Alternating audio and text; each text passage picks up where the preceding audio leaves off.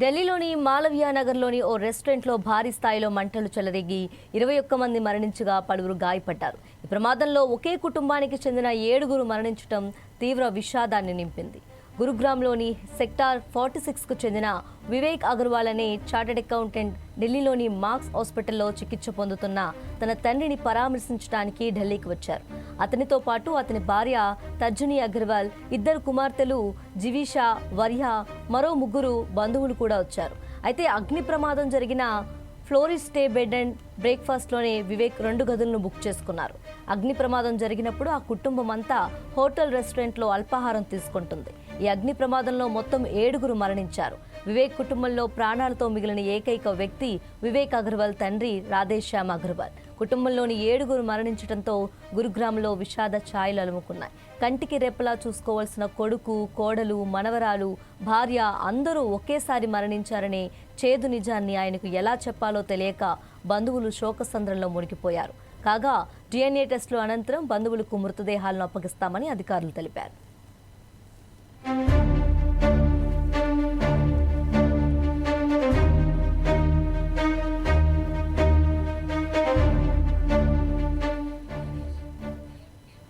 కాగా దక్షిణ ఢిల్లీలోని మాలవియా నగర్లోని ఓ రెస్టారెంట్లో భారీ స్థాయిలో మంటలు చెలరేగి 21 మంది మరణించగా పలువురు గాయపడ్డారు. ఎంట్రీ, ఎగ్జిట్ ఒకే మార్గం కావడంతో ఫ్లరిష్ బెడ్ అండ్ బ్రేక్ఫాస్ట్ హోటల్లో ఈ ప్రమాదంలో ఎక్కువ మరణాలు కనిపిస్తున్నాయి. మృతుల్లో విదేశీయులు ఎక్కువగా ఉన్నారు. ప్రమాదం నుంచి పలువురిని కాపాడినప్పటికీ మరికొందరు మంటల్లో చిక్కుకొని ఉంటారని తెలుస్తుంది. స్థానికులు రోడ్డుపై పరుపులు పరచడంతో భవనంలోని 3వ అంతస్తులో చిక్కుకున్న పలువురు వ్యక్తులు పైనుంచి కిందకు దూకారు. ఇందులో మహిళ తన చంటి బిడ్డను పట్టుకొని 3వ అంతస్తు నుంచి కిందకు దూకగా ఆమెకు కాలు విరిగినట్లు ప్రత్యక్ష సాక్షులు తెలిపారు.